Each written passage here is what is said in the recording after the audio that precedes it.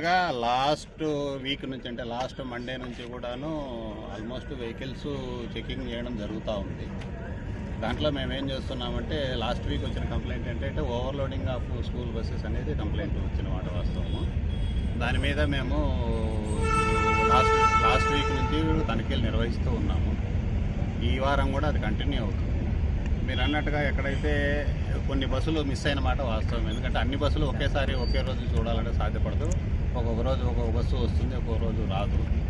మీరు అన్నట్టుగా ఎక్కడైతే ఈ ఎమర్జెన్సీ డోర్కు సీట్లు అడ్డం ఉన్నాయో అవన్నీ లాస్ట్ అంటే స్కూల్స్ స్టార్ట్ కాకముందే మేము వెరిఫై చేసి నోటీసులు ఇచ్చి సీట్లు తీయించాం. అయినా కానీ కూడా మధ్యలో వీళ్ళు ఎవరో ఇద్దరు ఎక్సెస్ ఎవరైనా వేసుకుని ఉంటే కూడా ఇప్పుడు మనం మళ్ళీ ఒకసారి తనిఖీ చేసి వాళ్ళకి నోటీసులు ఇవ్వడమే కాకుండా వాళ్ళను సీట్లు తీయించిన తర్వాత మళ్ళీ ఆఫీసులు ప్రొడ్యూస్ చేయమని చెప్తాము. అంతగా అవసరమైతే కాని పక్షంలో వాళ్ళ ఎఫ్సీలు కూడా క్యాన్సిల్ చేయడానికి ప్రభుత్వానికి మేము రికమెండ్ చేయడం జరుగుతుంది. సార్ అన్ని బస్సులు కండిషన్స్లో ఉన్నాయా లేకపోతే ఏమైనా ఇంకా పాత ఉన్నాయి? ఇప్పుడు కండిషన్ అనేది చాలా వరకు మేము ఫిజికల్గా అయితే ఇక్కడ చూస్తున్నామండి. ఈ కండిషన్స్ అంటే ఇంతకుముందు ఫిట్నెస్ అన్ని మేమే ఇచ్చేవాళ్ళం కాబట్టి మేమే డ్రైవ్ చేసి మేమే చూసేవాళ్ళము. ఇప్పుడు వీటి కోసం అని చెప్పి ఆటోమేటిక్ టెస్టింగ్ సెంటర్ పెట్టి ఉంది అనంతపూర్లో. వాళ్ళు అక్కడ వెరిఫై చేస్తారు. వాళ్ళ దగ్గర తగిన మిషనరీ ఉంది. వాళ్ళు చూసిన తర్వాత మాత్రమే సర్టిఫికెట్స్ ఇవ్వడం జరుగుతుంది.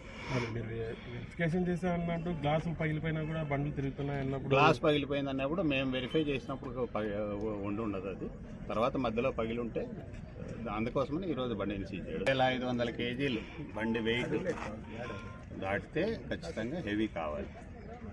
దాంట్లోనూ ఆ హెవీ లైసెన్స్లో వాళ్ళకు మినిమం 3 years లేదా మ్యాక్సిమం 5 years ఎక్స్పీరియన్స్ ఉండే వాళ్ళనే తీసుకోవడం జరుగుతుంది.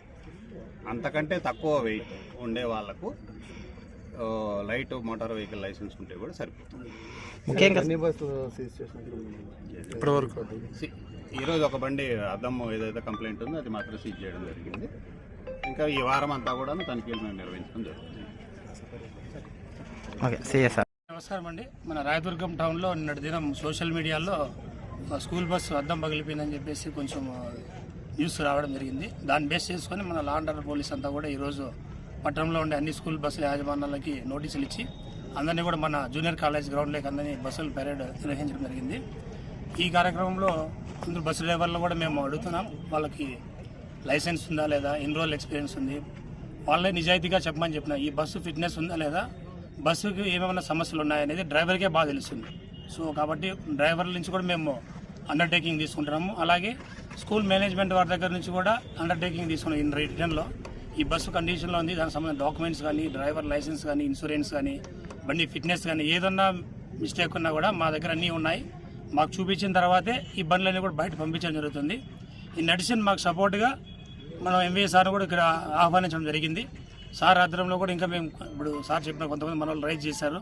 ఫైర్ ఎక్స్టింగ్విషర్స్ కొంతమంది దగ్గర లేవు, ఎమర్జెన్సీ ఎగ్జిట్లు లేవు, తర్వాత ఫస్ట్ ఎయిడ్ కిట్లు లేవు, కొంతమంది డ్రైవర్లు సెల్ ఫోన్ తోలుతూ పిల్లల్ని ట్రాన్స్పోర్ట్ చేస్తారని చెప్పింది. అది కూడా మేము వాళ్ళందరికీ కూడా వార్న్ చేస్తున్నాము. సో సాధారణ ప్రయాణాల్లో జరిగే ప్రమాదాల కన్నా స్కూల్ పిల్లలు విద్యార్థులకు ప్రమాదాలు జరిగితే దాని తీవ్రత సమాజంలో ఇంపాక్ట్ అనేది ఎక్కువ ఉంటుంది. కాబట్టి ముందస్తు జాగ్రత్తగా మేము అందరినీ కూడా పిలిపించి మరోసారి తనిఖీలు నిర్వహించడం జరుగుతున్నది. అందరికీ కూడా వార్న్ చేస్తున్నాం, అందరికీ జాగ్రత్తలు చెప్తున్నాం. మరీ కూడా ఇలాగే కంటిన్యూగా చేస్తే కానీ ఖచ్చితంగా వాళ్ళపైన స్కూల్ పైన కూడా చట్టపరమైన చర్యలకు మేము రిటర్న్గా ఉన్నతాధికారులకు రిపోర్ట్ పంపించడం జరుగుతుంది.